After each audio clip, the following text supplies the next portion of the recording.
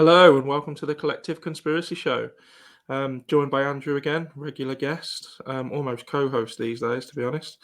And I think we're going to be joined by the frogs. So regular viewers of the show know I keep some poison dart frogs, and they like to show up every now and then and be very vocal. Thank you for joining, everybody. Again, whether you're watching live or whether you're watching at a later date. It's been a few weeks since we had our last show, holiday season. I haven't been very well. Andrew's had his own reasons. So, but we're here now anyway, and we're doing the long-awaited Paul McCartney show. So, is Paul McCartney dead or not? It's quite light-hearted, but in actually some elements, Andrew, are quite dark, aren't they? When you look at some of the elements of this, they come across as quite sinister. Absolutely, Kieran, yes. And it's one of those, it's a bit like some people react to the moon landing hoax, they go, no, it's crazy, it's nonsense, and it can't be true. And why are you even talking about it? Because, and particularly with this one, the people have said to me, oh, you shouldn't have that on your website because it discredits the other research. And I can understand, I'm sympathetic to that point of view. And when I first started to study it in more detail, I just thought it was kind of just one of those things, a bit like the Loch Ness Monster. Mm-hmm. And I'm still, the Loch Ness Monster, again, I'm very much, I think that I don't know what that is, but there's certainly been its share of, that famous picture, I know I've digressed a little bit, but I'm just trying to put it in a sort of context of some kind. That with the Loch Ness Monster, that famous picture with the neck coming out of the water that was taken in the 30s, I think. And that was, I think, only relatively recently, that was revealed to be a hoax. Within, I think, in like year 2003 or something, I forget. You could probably find that out easily. And but this again is one of those things. Apparently, it started with a news story, and it started in 1966, and 67. Sometime in the before 1970, certainly there was some newspaper article about Paul McCartney having been killed. I think it might have been before 66. Let me just check. I forget the exact date. I'm sure some of the clues that I've been looking into. I'm just going to you carry on talking, because I'm going to have to dive off for a minute. My wife's calling me, so that's absolutely fine. I'll dive off. Yep, sure. Andrew, as always, is absolutely spot on. Supposedly he died on the 9th of November in 1966. Now, for those watching, firstly, are you a fan of the Beatles? Because I'm not really. I think they're very overrated. Maybe ahead of their time for when they were around, but I not for me. That then a couple of the songs are okay, but yeah. But as Andrew's saying that, people will look into this and they get discredited because it's not the kind of topic. It doesn't hold as much weight as something like a 9/11 or UFO cover-ups or things like that. It doesn't hold as much weight as that because it doesn't directly affect people's lives. Or the moon landings, for example, that so many people were invested in. The thing is with this is I always look at evidence, and if evidence seems to show me point me in a certain direction, and I'll go that way, whether it is something as silly or as menial as a famous person supposedly dying and being replaced by a lookalike. If you think that discredits some of the work that Andrew does and some of the work that other researchers do, then I think that's a bit unfair and a bit unjust, because that the evidence is there to see, and you have to go through this, you have to do your research, you have to dig through a lot of stuff, which Andrew will come to at some point in the show. The depth that some people have done with this research is incredible.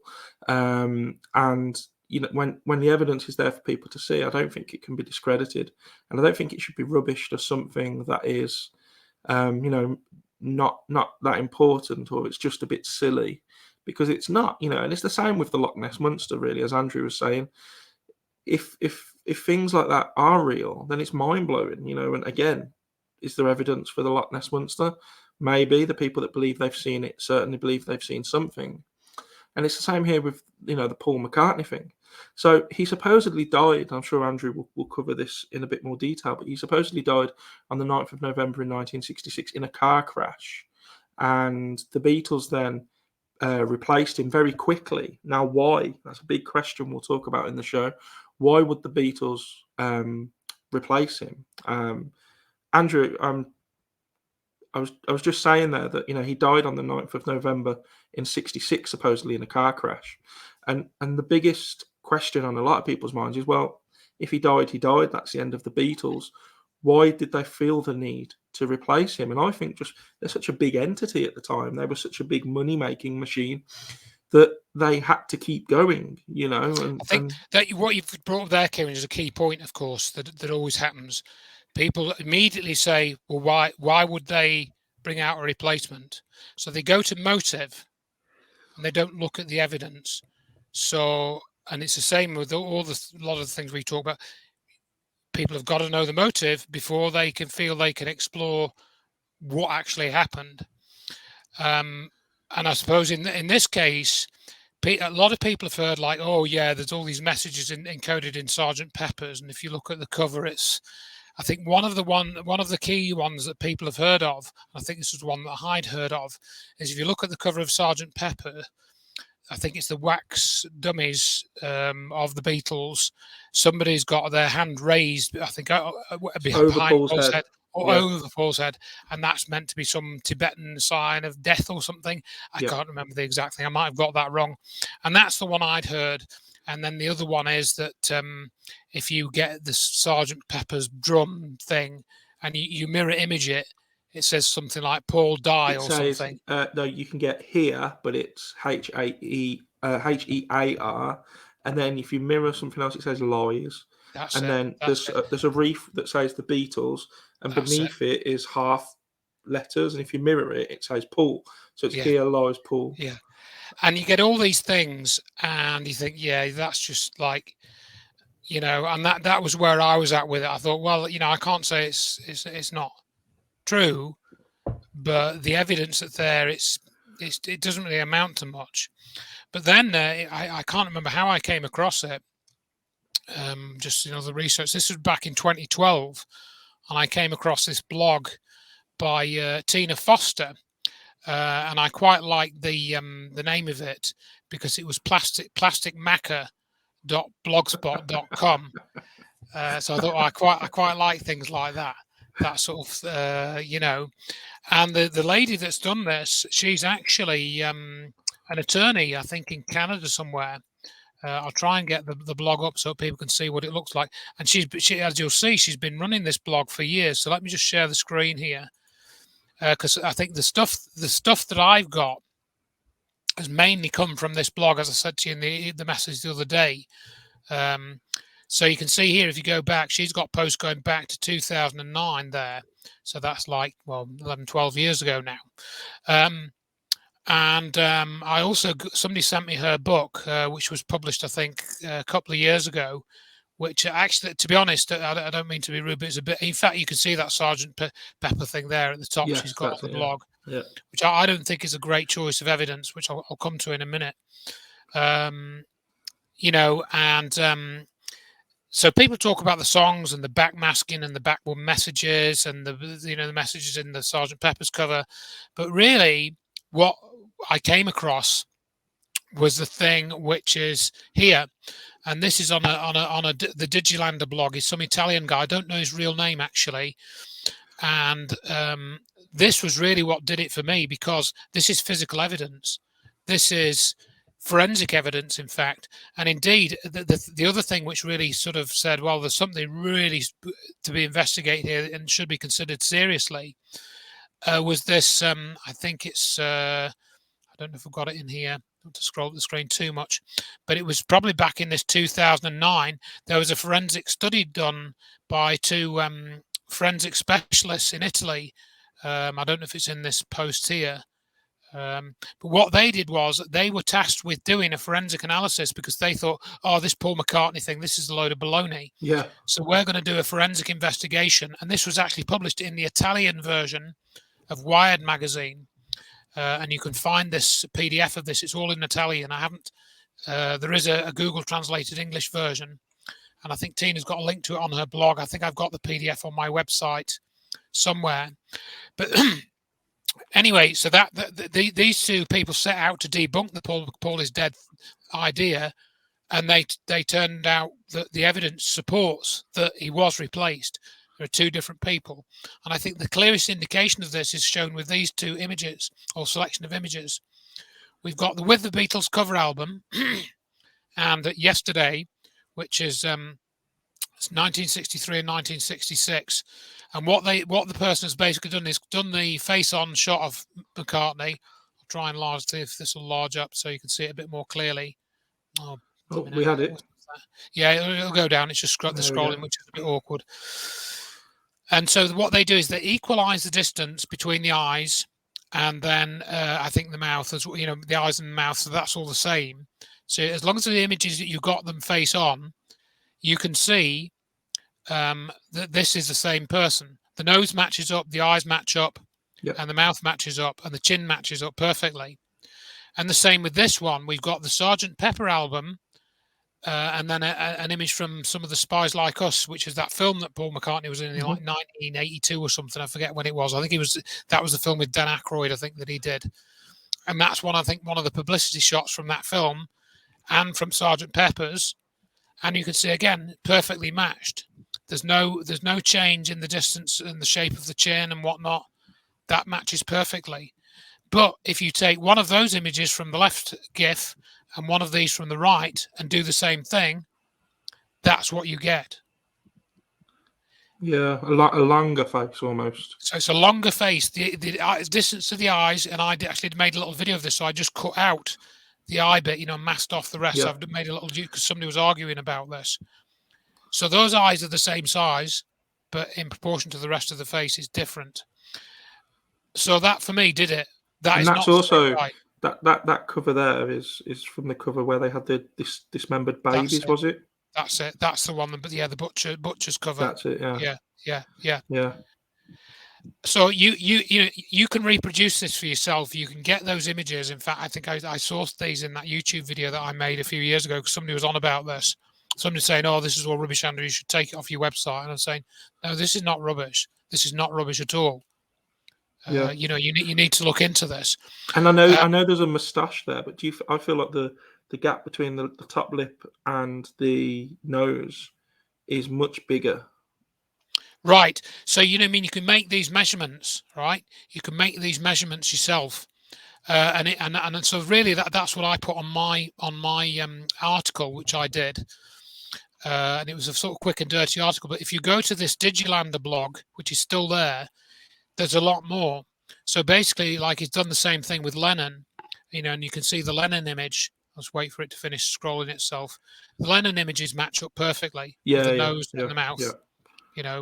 There's a few tiny sort of pixel variations, but you can see it's the same guy. Same with Jane Asher as well. She matches up perfectly with the eyes and the nose. And those images. It's the nose I look at. Yeah, those images are like probably 30 years apart, nearly, I would say. So it does. In other words, as you know, the bone structure of a skull stays the same. Mm-hmm. Your fat levels can change, and your bags get and your eyes get bigger and stuff, and you get a double chin or whatever, or maybe you have a double chin and then it goes away. Depending on what happens to you. So. Yeah, depending on what happens to your weight. And so he goes into that, and then he goes into that's the one that he does that. So I pinched all these images off this blog. Let's see, I'll go through some of these because the other thing that he shows, I won't go into that because I'll let you go explore that for yourself. Yeah, so this is the key one that I stole off and put it on my article. So that's where he goes to both. But then if you go through. The other quite interesting one is the detached earlobes, because this is where you have the style of your ears, how they grow. You have them attached to your skull, kind of the earlobes, or you can have a little gap in them. Yeah. And the replacement Paul has a little gap in his earlobe between the side of his head and his earlobes. So that's another key one. Again, you can study these pictures in detail yourself. That you can see the ears are different. I mean, it's fairly clear in that shot. It's the nose there as well. I don't know if it's Yeah, just the angle, but yeah, the yeah, nose on the yeah. right seems to go in at the top, whereas the nose on the left is very straight all the way down. Right, I don't know if exactly. that's just the angle, but Well, again, that's where you've got to study these for yourself closely to sort of decide whether you agree with this. And that's what I did, and I agree that this is not the same guy at the end of the day. Now then, the other sort of implicit assumption is that if it's not the same guy, then the original Paul is dead. And indeed, that's what this conspiracy is called, PID, Paul is dead. But there's another guy who's done a lot of research, and I recommend that interested people check him out. And he's called Mike Williams, and he has a YouTube channel, well, I think he's still got it, called Sage of Quay. He says, well, Sage of Quay actually, and I thought it was Key, but it's Quay, Qay. So he's got this moniker of Sage of Quay, and he's gone into this a bit more as well, and I recommend you check his YouTube channel out. And what he suggests, why I mentioned him, is he suggests that actually Paul wasn't necessarily killed, and they just put in a replacement. And what they were doing was, sometimes you were seeing the quote-unquote real Paul, JPM as he's called by the people who study this, and at other times you were seeing his replacement, and there was some overlap between the two, and that possibly might explain some of the anomalies whereby the post-66 pictures seem to show the same as the pre-66, yet a lot of them are different. So it seems that there was this replacement, but he was kind of came into the frame in sort of August 66, something like that. Who is this guy, Andrew? So there's the famous thing is it's Billy Shears. William Right. Shears is the guy who did replace Paul McCartney. Of course, Billy Shears is mentioned in a song. I don't That's really right. like the Beatles, so I don't really know many of their songs. This is the other thing, and it's interesting you say that you don't like the Beatles. Well, like, this is the thing. Some people are obviously mad about the Beatles, and I really like the Beatles. My brother, who's 7 years older than me, he had all the records, and I taped them and stuff when I was a kid, and so I became very, very fond of the Beatles as well, like most others are. And that's one of the things that, like my brother, he just thought this was total. He wouldn't even look at it. He couldn't look at it because he had so much invested in the Beatles. But if you don't like them very much, then you're probably more open to studying this, and thinking about it. And he wasn't. He just wouldn't have it. So really, that is the basis of it. And I'll tell you another little story related to this. Is when I went to a conference, and there's another chap that some people in the group might be familiar with, who was speaking there at this conference. This was in 2013, was it? I think it was 2013, round about then, maybe. Yeah, round about then. And he did a general conspiracy talk about lots of different conspiracies. Andy Thomas is his name. Yes, yeah. He's done about crop circles. And he mentioned the Paul is dead conspiracy in his talk. But what he did in his talk, which kind of puzzled me really, was he just talked about the backmasking in the songs, the song lyrics, the messages in the songs, the Sgt. Pepper's cover. And he didn't mention any of this, what I've shown you. None of it. Not one bit of it. And I thought, well, that's quite pure, because by then I already knew about this. Yeah. And so I spoke to him afterwards, not when he was doing his talk. I didn't want to heckle him or anything, but we actually had a little.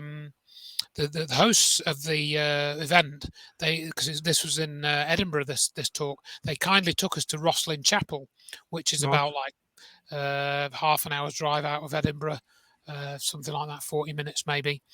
They kindly took us there. I'd never been, and it's an interesting place. So I got a chance to chat to Andy Thomas privately. I met him a couple of times, so we already knew each other, at least, as people sort of thing, acquainted rather than friends or anything.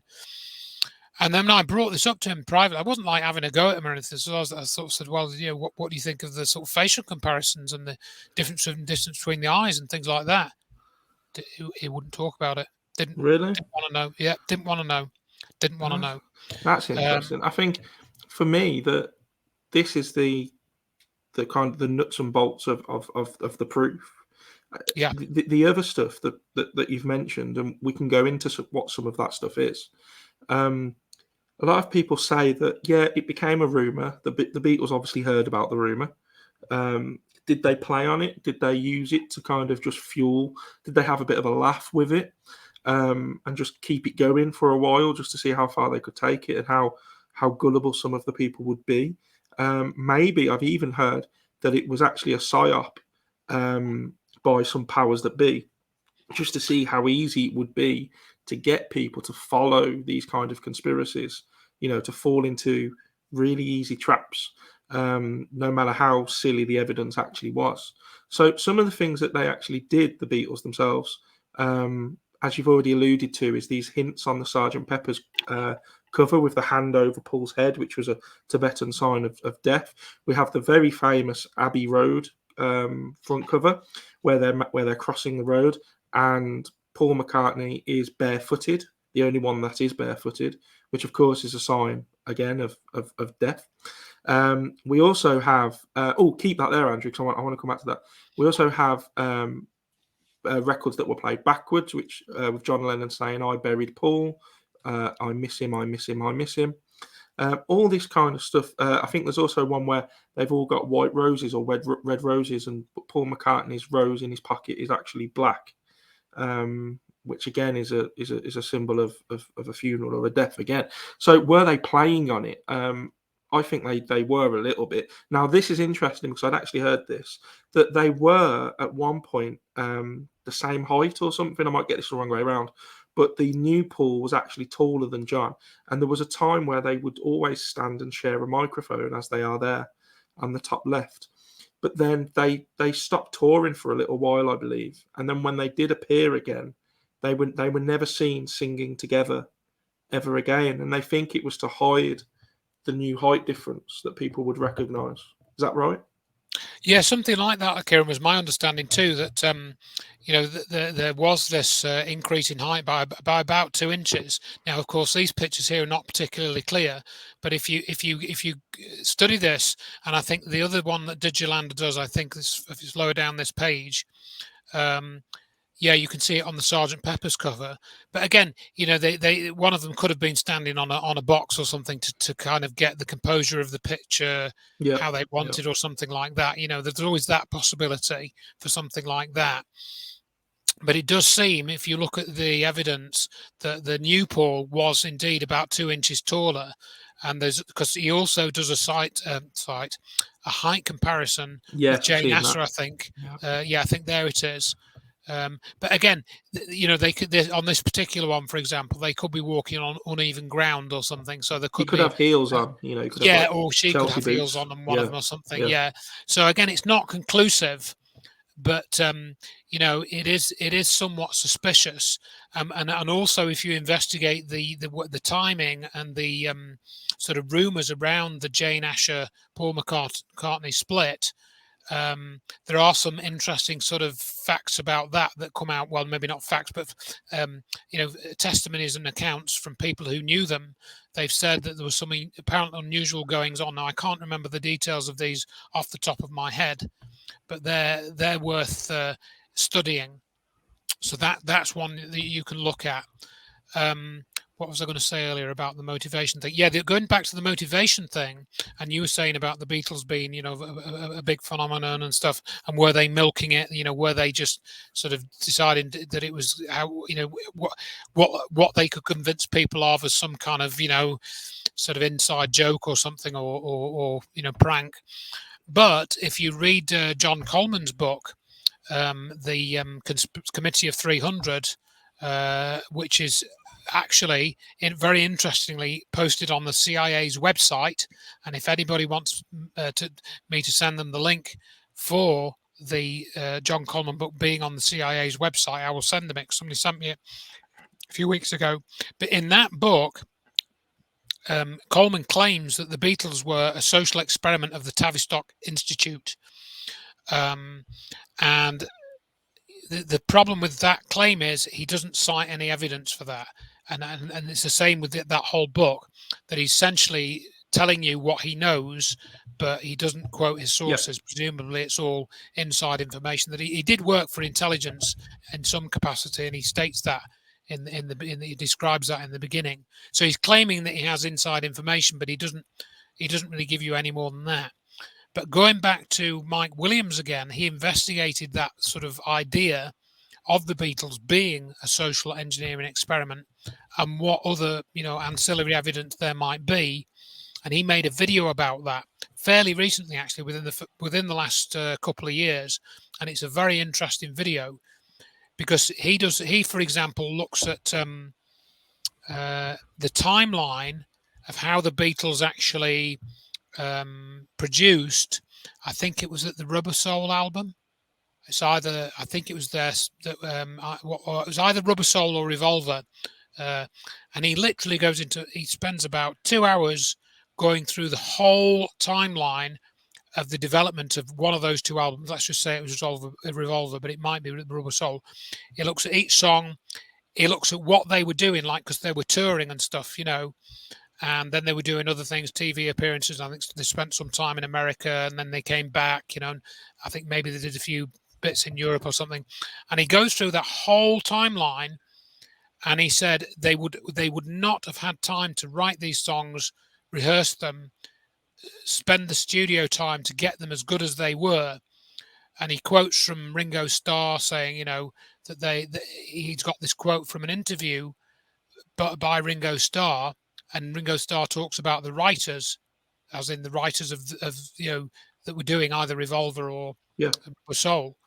So Ringo Starr mentions that other people were involved with the Rubber Soul album, and this is where Mike Williams sort of tries to find evidence that they were being managed from and given stuff from outside, which happens all the time.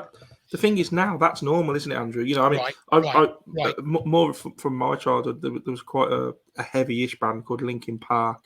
Yep. They gave this story about how they kind of grew up together. They were always in this band, blah blah blah. Yeah. And then you find out, well, actually, no, they're manufactured, and none of them knew each other before they were put together, and this whole backstory was an illusion. And they were essentially just a boy band. In fact, they never swore in their songs. This is kind of like metal, and they don't swear in their songs, and everyone was like, that's a bit weird. And it's because they were just a boy band, really aimed at the young teen market. And I think even back around the Beatles time, the Monkees are now famous for not even playing their own instruments, something like that? Yeah, that's right. Yeah. They're a manufactured group. Yeah. So there's no, that's not a conspiracy in itself. No. And once they realised how much money the Beatles were making, which, Christ, it's it's ridiculous, really. It's, why wouldn't you want to keep that alive? I've just been having a quick Google search there, and of course, the famous manager of the Beatles, was it Epstein? He was basically held lookalike competitions for each of his Beatles in case one of them should die or become incapacitated. Such was their value to him and the label and everybody who had their hands in the Beatles' pie, so to speak. So they just couldn't afford to let somebody die, particularly so early on in their career. They had to keep going to make their money, really. So when people say, well, why, it's all a bit silly, it's not really, and obviously Billy Shears, I can't remember his full name. It's William something Shears, is it? I can't remember his full name either. He William Campbell Shears. Well, that's it. Says here, entered and won a Beatle lookalike competition organised by Brian Epstein, who was looking for Beatle doubles in case one of his boys got killed. So Billy Shears was the winner. So is it likely? Very. And when you look at some of the things that you're putting up, Andrew, here, that's a no-brainer to me. When you look at the height difference, when you look at the ears, when you look at the whole head shape, really, like the new Paul is very It's a longer head, in my You know, opinion. and if you look at what Tina Foster put together, she argues that the Paul replacement, he had plastic surgery, you know, and there was some, and it was during, if you look at some of the videos and images from the Magical Mystery Tour, there's some strange images of Paul where he looks like, and it does look like he might have had plastic surgery on his nose or his chin Well, there's the and this sort of famous thing. scar, isn't there, that people talk about, where there's a scar that's just above McCartney's top lip, which he apparently got when he fell off his moped, and it was so bad that he chipped some of his teeth, That's it. and That's it. as a There's that result, famous picture. Yeah. he grew a moustache to hide that scar. That's it. But That's it. So she brings in some of that account as well, and other people have as well.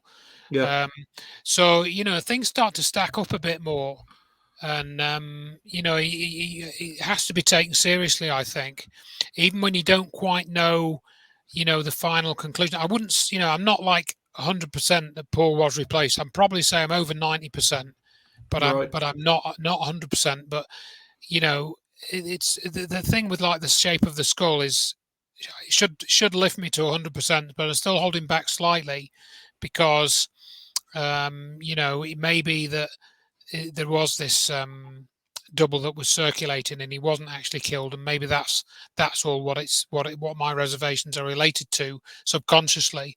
And I, you know, as I say, I'm a big fan of the Beatles, so maybe that's sort of stopping me letting go completely as I have with Yeah. some of the other stuff. You know, I don't know. Now I'd just like to mention that this eye color one is interesting, and I thought this was also a good really good comparison to look at. However, there's an interesting video that was published quite recently by a chap called Brian that got in touch with me, and he got some really good clear pictures of McCartney. And the eye colour thing, when you look at it, is a bit more equivocal because I think Paul had hazel eyes.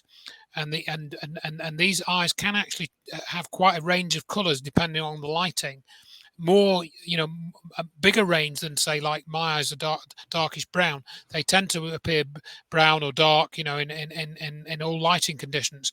Whereas with hazel eyes, they can actually appear different colors in different lighting, a bit, or you know, not massive range, but enough of a range to make your images like this equivocal. In other words, there's some doubt there.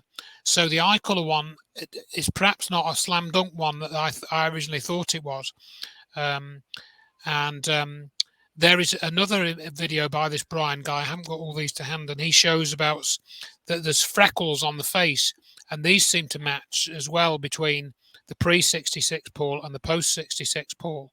Now, of course, they could have added those with cosmetic surgery, freckles and things. So that again doesn't prove it.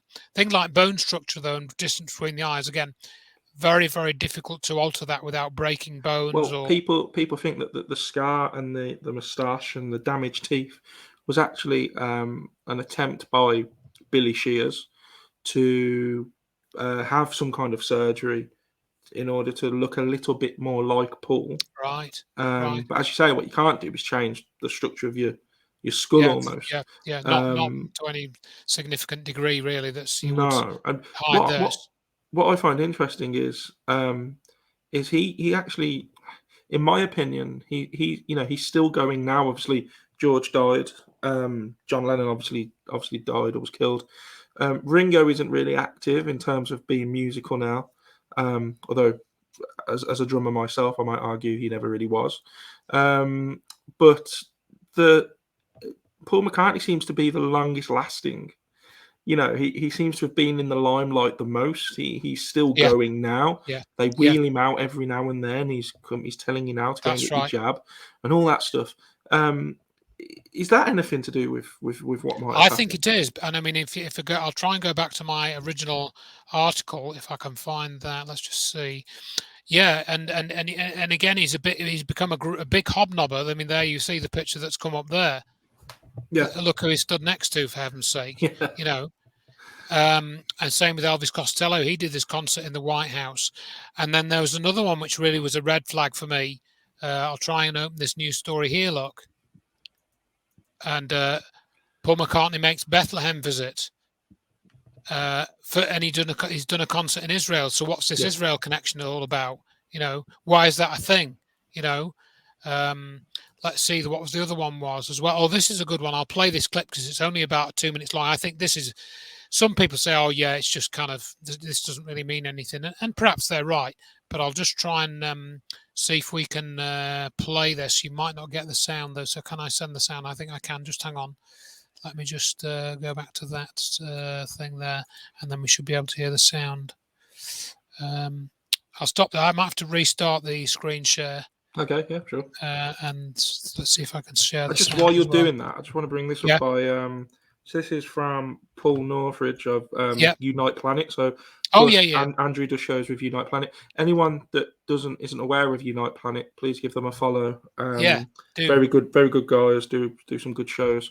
There's a clip where the Beatles were in a kitchen and they're calling Paul Billy. Now, Paul, if you can find me that clip, can you send us a link or something in the comments and maybe we can play try that? And include it. Just to see that. I think it's actually, if it is, it might just be George. I think George is there. Maybe it's Ringo as well, and Paul comes in, and they do call him Billy. And we'll go back to this Billy thing a little bit in a little bit, perhaps, just to explore that a bit more. But for the now, I'll just share my screen again. I'll try and play them. We should get the sound coming through now with any luck. Okay, let me just get it on. There we go. And this is from 1980. This is John Lawrence in London. Another of John Lennon's former partners, Paul McCartney, spent the day at an Oxford Street studio saying, "Work is the best tonic." Police were standing by along with reporters as McCartney finished. What was your reaction to the death of John Lennon? I was very shocked, It's terrible news. What were you recording today? I was just listening to some stuff, I just didn't want to sit at home. Why? Well, I didn't feel like it. What time did you hear the news? This morning sometime. Very early? Yeah. Don't know, yeah? Drag, isn't it? Okay, cheers. Bye. Hello, guys. The survivor of the most successful songwriting team in history also said, John will be remembered for his unique contribution to art, music, and world peace. So that's McCartney reacting to his writing partner's death. And how do you assess that? I mean, well, for me, the standout comment there was, "It's a drag in it." Yeah, exactly. That's what stuck it. As the first time I saw that, I couldn't believe that when I saw it. I thought, no way. And the other things that went through my mind when I saw that is he on drugs? Is he kind of? He looks very. Half off his head? Yeah, he can't keep focus. He's whether he's just desperate to get away. I don't know, but it looks like he's on edge. Yeah, but he's coherent. But that does not seem like an appropriate reaction. And there's also, you can find the clip. I haven't got it here, but there's a clip where he reacts to the death of George Harrison as well. Obviously, I think it was 2002 or 3 or something when George Harrison had died. That's more kind of what you'd expect. Let's see. And then there's this other story which I came across where Paul McCartney was, here he is, he's all dressed in black. Oh, no, it's been taken off now. It's been moved. Let's see if I can go back to the other version of that. Oh, yeah, Paul McCartney, The Queen is Fabulous. And, of course, John Lennon sent his MBE back, didn't he? Yes. The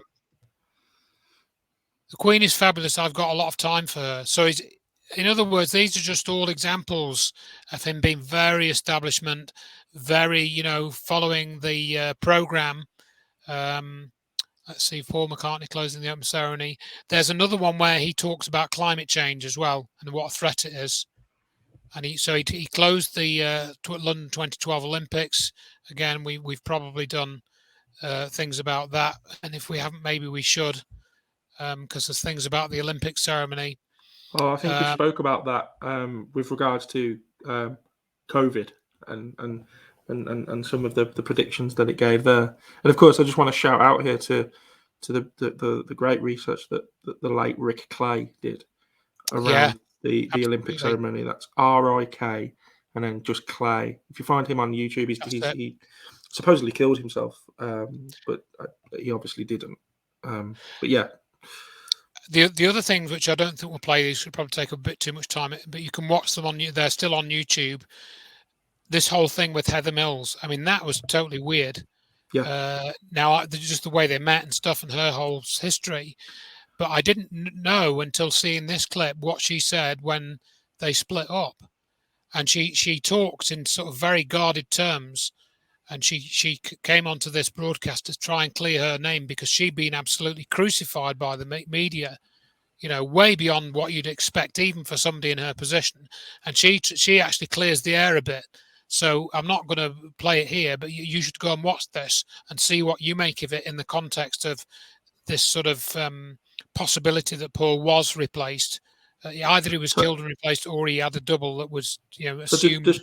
Does she talk about almost like she doesn't talk about that? As in, what she says is she basically says that if Paul McCartney's people try to go after me, then I've taken steps to secure my safety. And she says the word that she says in this interview, I can't remember if it's in part 1, 2, or 3. She says, I've got a box of evidence which is going to be opened, and shown at the appropriate time if, X happens to me. So she talks about having a box of evidence about McCartney. Now, she doesn't say it proves he was replaced or anything like that. Could be anything. It could be anything. Yeah. It could be anything. But if you listen to the interview, you have to make your own mind up whether it's relevant or not to the Paul is dead. I forget her exact words now, but it's definitely worth watching in that context. Now, it may just be that she had obviously come to conclude that Paul was part of this, group, the club, whatever you want to call it.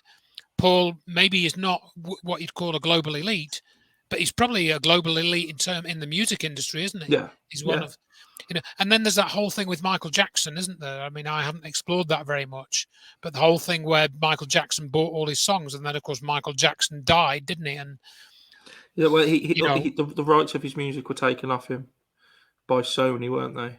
I think. Right. I mean, again, I don't know the whole story, but this is where you can start to explore the motives a bit more and those sorts of areas if you look into that, which, frankly, I haven't. I've mainly focused on some of the physical evidence. The music industry is something I've kind of played with a little bit. Obviously, never got to the heights of some of these people, but I've been around some of these executives and some of these record label type people, and you always get the feeling that you are just a product to them, and you're disposable at any point. And in fact, I've got a very close friend, and I won't say too much because I can't. But he's experienced this on a very, very deep, dark level. To basically, you do what we tell you, you say what we tell you, you push any agenda we tell you to push. So when you see these kind of these music videos with people scantily clad and promoting a gay agenda or a trans agenda or whatever, people like Justin Bieber, Britney Spears, all these people that end up having mental breakdowns, in their 30s and their 40s because of Miley Cyrus, because of how they were treated as young stars. They're just money spinners for these corporations. Which comes back to the motive as why couldn't they just say, look, Paul McCartney's dead and that's the end of the Beatles, or here's a replacement and we're going to carry on. They just couldn't, could they? Because there was so much invested in it at the time. No, that's it. And I think perhaps one of the reasons for trying to keep this hidden is, and Tina Foster explores this a little bit in one of her other books, is this idea of prominent public figures having doubles. Because we've seen that in several places, like fairly recently with Hillary Clinton, for example. Yes. Apparently she does have a double, and I think there's quite a few people have I think to some degree, have been able to prove that these are two different people, particularly in her last election campaign in 2016. I think there were a few instances where people said, "No, that's not Hillary," And of course, Saddam Hussein was said to have, I think, 5 or 6 doubles that he used. And it went back to Hitler, didn't it? I think even people like Hitler had doubles just in case they ever I mean, Hitler being dead or not is probably a completely different show. Sure. But yeah, you know, these people have always had doubles because it just makes sense, you know. So in other words, if you get so much evidence in the public domain that somebody like Paul McCartney did indeed have a double, whether that was because he died or whether they just replaced him and the original one was still living just for another reason, and they got away with it, then that's a bit like proving that 9/11 wasn't the official story. 9/11 wasn't true. It's the same sort of thing, and they've got one less tool in their arsenal which they use to deceive people. Because that's at the base level what this is about, and this is why I'm interested in it. It's a global deception. It's a global deception that millions of people have been taken in by. That's why what interests me about it. Well, And I mentioned the stuff I research. when you had to just nip off there at the start, I mentioned that some people have told you, take it from your site, it discredits all the other work you do, and I was saying that I think that's really unfair because someone like myself, well, I look at the evidence and sometimes it's a bit of fun. We did a show on the Mandela effect and stuff like that. Right. Sometimes it's a bit of fun, but sometimes the evidence is the evidence and facts is facts. And if it's taking you down a particular route, then you have to go with that. And just because it isn't such a world changing event such as 9/11 or COVID or something like that, the conspiracy surrounding the moon landings and stuff like that, because it is just a bloke from Liverpool who happens to be in a really big band, people go, it doesn't really matter, does it? But no, but if they've managed to pull this off, which the evidence, in my opinion, suggests they have, then that's massive. It doesn't take two towers falling down and for thousands of people dying and stuff. It's as you said, it's a deception. It's fantastical how they've pulled it off, and it's phenomenal that kind of thing can even happen, and it deserves the attention that we're giving. You remember the quote that John Lennon said that got him into a lot of trouble, that the Beatles were bigger than Jesus, or words to that effect. I can't remember if that was the exact quote, but it's something very close to that one. Was it bigger than Christ? Yeah, it might have been, but you know what I mean. And then they had all those Beatles records burnings, public burnings in the US, didn't they? So why I'm bringing that up is that the Beatles were the biggest phenomenon. There were more people knew about the Beatles than just about anything else, at the time. In that, and so even more people know about Paul McCartney than 9/11. Going across the whole world, they will have known who he was. So, like you say, it's a massive thing. The other bit of interesting thing that came out of Tina Foster's research when I spoke to her, because on this page you'll also find an interview I did with her, because I was so intrigued by this. I wanted to get the word from the horse's mouth, so to speak. So that audio there on that page is the interview I did with Tina in 2012. It's about an hour long, I think. So that and one of the things that we discussed in that is that there was the Beatles were in Hamburg, don't you? They did some of their early concerts in Hamburg. That's where they did a lot of their kind of develop their skills as musicians, at least live musicians. They were there for like 9 months or a year or something. And of course, they were going out with girls. And there was one woman there who claimed that she had an affair with Paul McCartney. And I think whenever it was, 1990s sometime, I think it was. Might have even been later than that. She came out publicly and said that her daughter's father was Paul McCartney, and she actually set up a court case because she wanted to sue Paul McCartney for alimony. Was it? I don't know, but it was you can find this court case, and apparently Paul McCartney did have to send a signed document, but when they had the handwriting analysed. This was signed by somebody who writes with their right hand. Paul was a lefty. Paul was left-handed, and the left-handed, right-handed issue has come up a few times as well, where people have claimed. Again, I think it's in some of Tina's posts that Paul was caught playing the bass right-handed. Caught smoking with his right hand as well. That's it. There's another one. And again, that in of itself is not conclusive because I'm right-handed, but I do use my left hand for some things. But it's awkward, isn't it, Andrew? I think the last show I mentioned crisps. I'm gonna have a want to get people to think I've got a complex, but I eat crisps a certain way, and it all. Sometimes you do eat it the other way, and it feels weird. You do it; it feels weird, so you don't really do it. And I don't smoke, but I can. If ever I'm in the office and I'm holding a pen or I'm just walking around holding something, it's always in my given hand. So to smoke with your left hand, I imagine, is quite awkward. So as you say, it's quite trivial, but is it a giveaway sign? Right, exactly. So you start stacking these things up, and the other one that Tina had brought to my attention when I originally spoke to her was that the Beatles had a roadie called Mal Evans, and he had sort of come out I think again in the 90s sometime, and said he was going to publish this tell-all book about his time with the Beatles, and then he died. I don't think the book even came out. So yeah, maybe he just had a heart attack and died. It might just be natural causes. But again, there were some suspicious circumstances around that. And if he was a roadie, then yeah, he probably did get some inside knowledge of the goings on within the group. And maybe he overheard some conversations. Again, it's all maybes and hearsay, but again, it's another little data point that I think is worth looking into. Yeah, I think just want to bring up some comments here. So I think this was Paul again. Have you seen the Paul McCartney and Beck new song? Editing is awesome. As Paul is so in the video, I'm assuming this is Paul. They've edited it to make it look like he's back in the 60s, and at the end he takes a mask off to reveal Beck. That's fine, he's collaborating with Beck. Yeah. But is that a hint? As if to say this isn't me. Yeah. In the 60s, like I changed and a very interesting point there. I mean, again, you listen to some of the song lyrics, particularly "I'm looking through you." That's a really interesting one. If you listen to the lyrics of that, "I'm looking through you," where did you go? I thought I knew you. What did I know? You don't look different, but you're not the same. Yeah.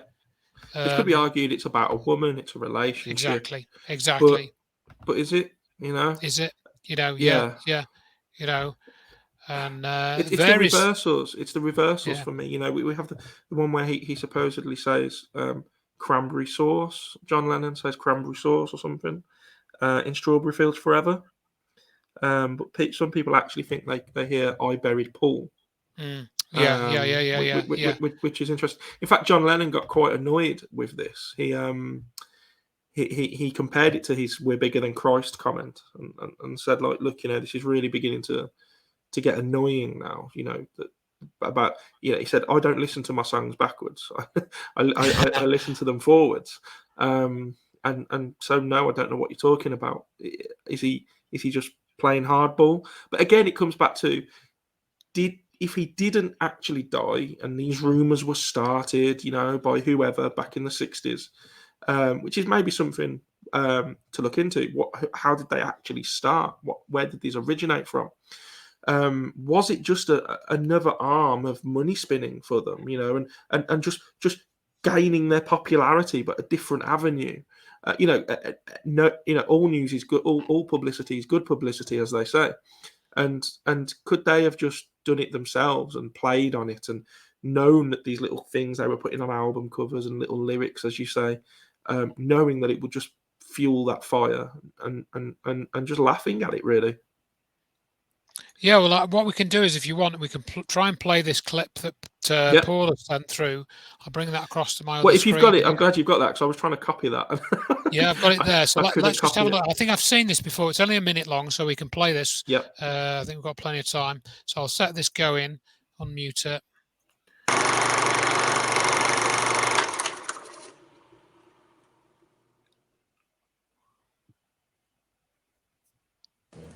It's kind of like when I met Paul McCartney.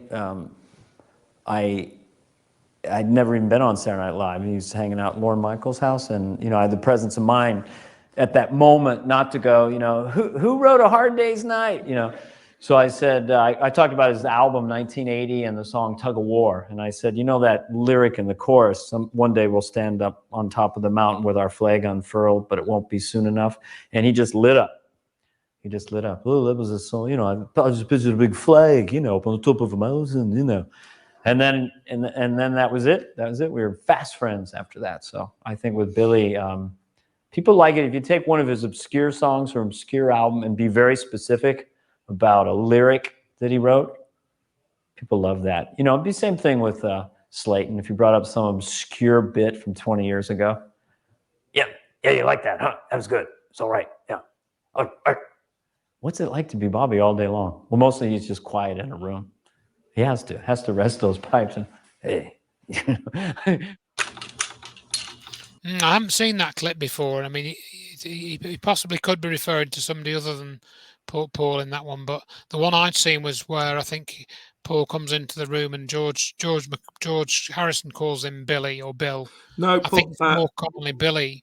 Paul has said that it's hard to find that, as YouTube have deleted a lot of Paul is dead videos, which is interesting in itself. Why? If it was a harmless fun, then why they delete? Now this is interesting. So this has been put up by Johnny, who's the other half of Unite Planet. So he's mentioned here that I'm not going to read it all out. In fact, I don't think you can see it all. But the gist of what Johnny's saying here is that in a lot of interviews and documentaries, Paul seems to almost word for word describe the same stories over and over again from the earlier parts of his life, which would have been pre this Paul being Paul almost. Almost like he was given a script back in the day to learn about these memories, and he describes them almost word for word every time he tells them, because that's all he knows, because he never actually experienced those memories. I tell the same stories and I embellish them, depending on who I'm talking to, and they change a little bit, but they're never word for words. So maybe there's something in that. It's a very interesting point there, by Johnny. We've got about 3 minutes left or so. Obviously, thank you for everyone joining in. It's been a very interactive show. We've had a lot of viewers coming and going. Andrew, I'd like to stick with a music theme, actually. I don't know if you've ever heard of Morrissey from the Smiths predicting Princess Diana's death. I didn't know that. No, I heard of Morrissey, but not that. No, I hadn't. No, so I think we should do a show on that. Anyone watching, if you'd like to see that, let me know. We can talk about this off air. Obviously, we've only got a couple of minutes left, but I feel like that will give you something to get your teeth into over the next couple of weeks. I think you'll enjoy looking into that. But the basis of it is, that he wrote songs and lyrics and pictures that have predicted Diana's death. And in fact, he was asked on a chat show after she died, what did you make of Diana's death? And his reply was, well, it was so predictable, which is a very interesting reply. But have you got any kind of closing comments on the Paul is dead theory? Well, really, I suppose just to reiterate a couple of things. You can look at Tina Foster's blog, which I brought up at the beginning, and look at some of the Mike Williams stuff. Mike Williams has got a very good presentation style, very orderly, very well thought out. He starts with a nice introduction, ends with a summary and conclusion. I think he must have some experience in either business presentations or tuition or something. Look at some of his videos. He's got sort of more background stuff as well. He goes a lot into Paul's replacement being Billy Shepherd, or possibly, and then he brings in Viv Stanshall as well. Some people might be familiar with Viv Stanshall. That's kind of weird, but he backs it up with evidence. He's pretty much evidence-based for the most part, for the vast majority of it. So, look into that. And again, just keep your mind open and explore the evidence and see where you get to with it. Because we're not going to get any public admissions of this, really. Not a thing, you're just not, So... No, which like I say, it's quite light-hearted. I said this at the start. It gives us a break from talking about things such as COVID and stuff like that, which we all need. But as you've seen it is quite sinister. For someone to die and to just kind of cold-heartly almost replace him and just move on. Whatever, he's gone. Let's replace him with the next one. There's something sinister there, really, and you have to wonder. How often has this happened at this level? Yeah. Does it happen with other people? As you mentioned, people have their lookalikes and stuff, and the people we see on TV, is it really Hillary Clinton now, or is it really whoever it is that we see? And as technology progresses and we have CGI and things like Project Bluebeam coming more and more into the foreground now, it's looking more and more likely that that's possible. To be honest, but thank you as ever, Andrew, for coming on, for giving up your time. Thanks for having me. Thank you to everyone for watching and for commenting and interacting. It's been great, and fingers crossed, all being well, we'll see you in a couple of weeks, and we will do that show, I think, on Morrissey and Princess Diana as well, which should be an interesting show. So thank you very much. Look after yourselves, everybody, and see you soon.